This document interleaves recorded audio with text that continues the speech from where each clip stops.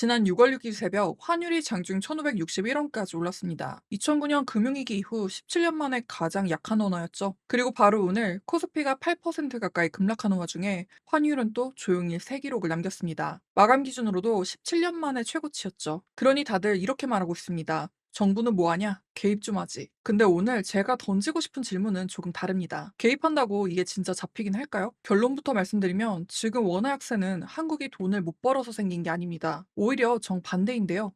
어제 나온 6월 수출이 사상 처음으로 한 달에 1,000억 달러를 넘겼거든요. 세계에서는 네 번째고요. 돈은 역대 최대로 버는데 원화는 금융위기 이후 제일 약합니다. 이 이상한 조합을 오늘은 끝까지 파보려고 합니다. 나나의 경제 시선에서 놓치면 안 될 데이터를 확인하세요. 예전엔 환율이 1,500원만 넘겨도 외환위기 오는 거 아니냐고 말이 바로 나섰습니다. 그런데 지금은 한 달 반 넘게 1,500원 위에 머물러 있습니다. 한 번 튀고 끝난 게 아닙니다. 눌러도 다시 올라오는 거예요. 분기 평균이 1,500원을 넘긴 건 외환위기 때인 1998년 이후 28년 만입니다. 그럼 이게 진짜 위기일까요?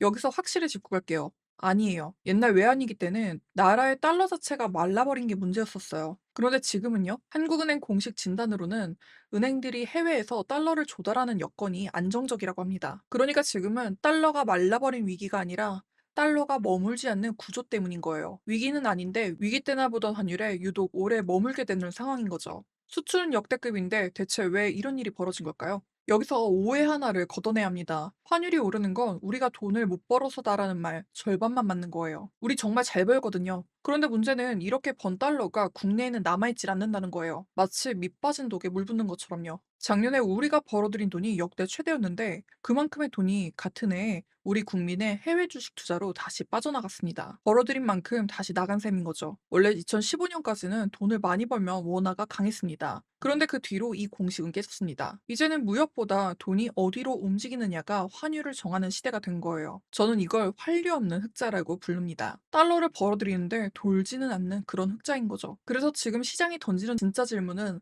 한국이 돈을 버느냐가 아니라 그 돈이 한국에 머무느냐인 겁니다. 그럼 그 돈을 밖으로 가장 많이 갖고 나가는 건 누굴까요? 정책은 정부가 움직이지만 시장에서 실제로 달러를 사고 파는 큰손 중에 국민연금이 있습니다. 미국의 유명한 경제 전문가가 단일 기간으로는 한국 외환시장의 최대 행위자라고 콕 집었을 정도인데요. 물론 공정하게 말씀드리면 개인 투자자, 이른바 서학개미까지 다 합치면 오히려 그쪽이 더 컸어요. 그러니까 국민연금 혼자 만든 흐름이 아니라 온 나라가 함께 만든 흐름인 겁니다. 그래도 국민연금이 특별한 건 덩치예요. 이 기관이 해외에 굴리는 돈만 930조 원, 전체의 55.7%가 이미 해외에 나가 있거든요. 우리 노후 자금을 세개에 나눠 투자하는 지극히 정상적인 일인데 덩치가 워낙에 크다 보니까 그것만으로 시장이 흔들립니다.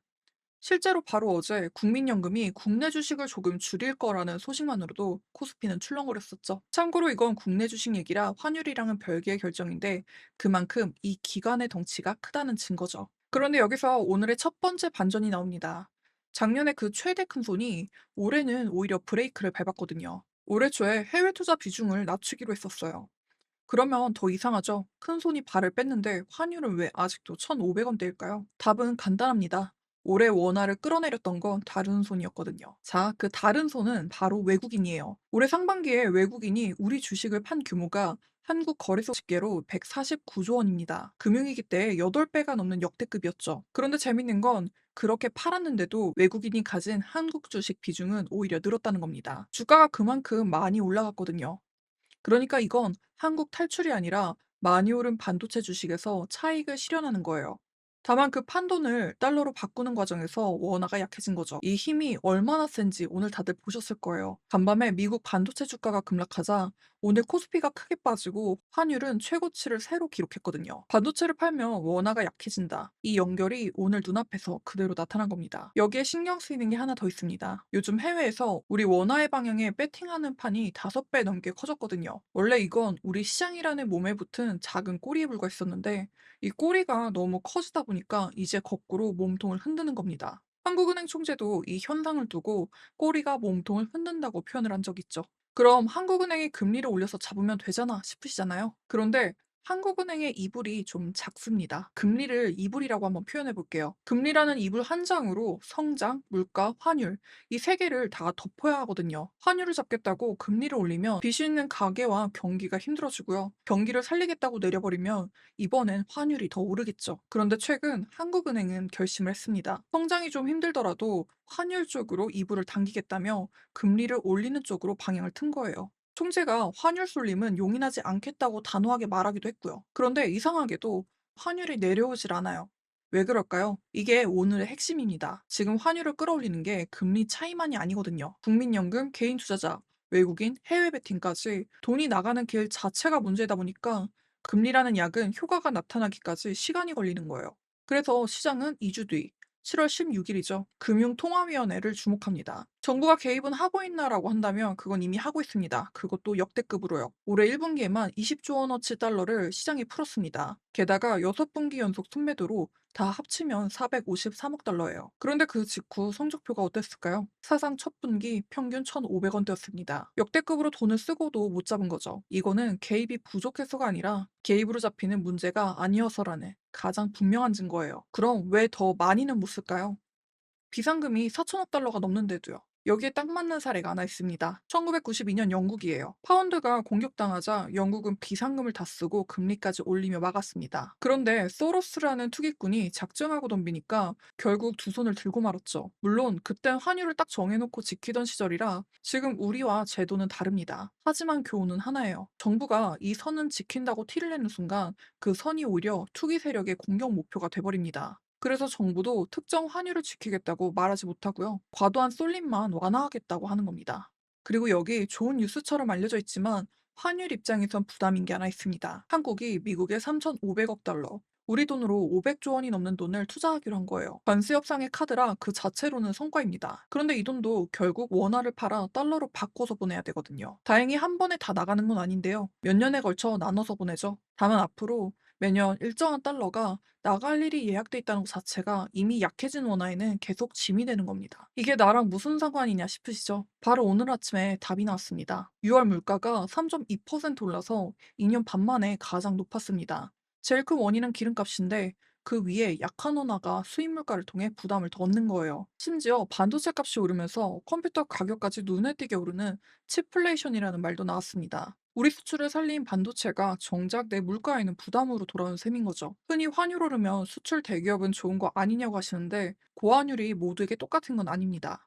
해외 주식을 가진 분들은 오히려 이득을 보겠죠. 그런데 원화로 월급을 받아 생활하는 대부분의 사람들, 원자재를 수입하는 중소기업의 부담은 훨씬 커집니다. 기름값, 장바구니, 해외여행 비용까지요. 그러니까 고환율은 결국 여유 있는 쪽은 덜 힘들고 보통 사람에게는 더 힘든 재분배입니다. 남의 일이 아니라 지금 내 지갑과 바로 연결되는 문제인 거죠. 그럼 영영 안 풀리느냐? 또 그건 아니에요. 그리고 여기가 오늘 제일 하고 싶은 얘기기도 합니다. 원화의 방향을 바꿀 수 있는 스위치들이 하필 이번 7월에 몰려 있거든요. 이번 달이 반년 내내 이어진 원화 약세가 처음으로 시험대에 오르는 달인 겁니다. 첫 번째는 SK 하이닉스인데요. 미국 상장으로 45조 원, 국민연금이 1년간 쓸 달러에 맞먹는 큰 돈을 들여옵니다. 이 중 상당액이 원화로 바뀔 수 있어서 환율을 내려줄 거란 기대가 있습니다. 다만 이건 어디까지나 기대이고 한번 들어오고 마는 일회성입니다. 게다가 시장이 워낙 똑똑해서 이 기대를 미리 가격에 반영해버릴 수도 있어요. 그러면 정작 상장이란 기대가 사라지고 오히려 되돌려질 수도 있다고 보는 거죠. 무엇보다 달러가 머물지 않는 이 구조 자체를 바꾸는 건 아니에요. 이 얘기는 따로 영상에서 자세히 또 다뤄드릴게요. 그리고 두 번째는 7월 16일에 있는 금융통화위원회인데요. 한국은행이 정말 금리를 올리는지, 올리며 환율이 반응하는지를 보는 거죠.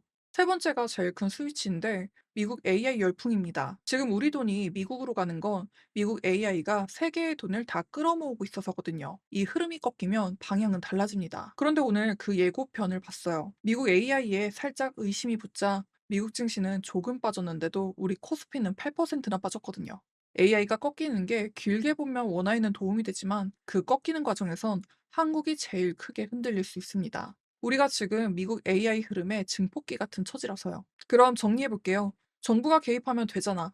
이 질문에 대한 답은 이미 했다는 겁니다. 20조 원을 쓰고 금리라는 가장 무거운 카드까지 만지작거리고 있죠. 그런데도 환율이 안 잡히는 이유. 이제 아시겠죠? 문제는 속도가 아니라 돈이 나가는 길에 있습니다. 지금 원화약세는 돈을 못 버는 위기가 아니에요. 수출은 사상 첫 1,000억 달러를 기록했으니까요. 문제는 그 돈이 한국 안에는 충분히 머물지 않는다는 거예요. 버느냐가 아니라 머무느냐인 거죠. 그래서 이번 달엔 이런 것들을 보시면 됩니다. 다음 주 SK 하이닉스 상장 전후로 환율이 방향을 트는지, 7월 16일 금통위가 금리를 올리고 환율이 반응하는지, 그리고 오늘 시작된 반도체에 대한 의심이 진짜 수요 둔화로 이어지는지, 여기 하나 더 말씀드리면 어제 시작된 국민연금 리밸런싱, 이게 주식엔 부담이지만 원화엔 오히려 진통제일 수도 있다는 것까지 보시면 좋을 것 같습니다. 오늘의 결론은 달러를 사라 팔아가 아니에요. 환율은 숫자 하나가 아니라 돈이 흐르는 길이고 7월이 그 길을 바꾸는지를 보는 첫 시험대다라는 거예요. 그런데 사실 이 문제를 푸는 또 다른 열쇠가 있습니다. 우리 돈 원화가 세계에서 제대로 인정받는 거죠.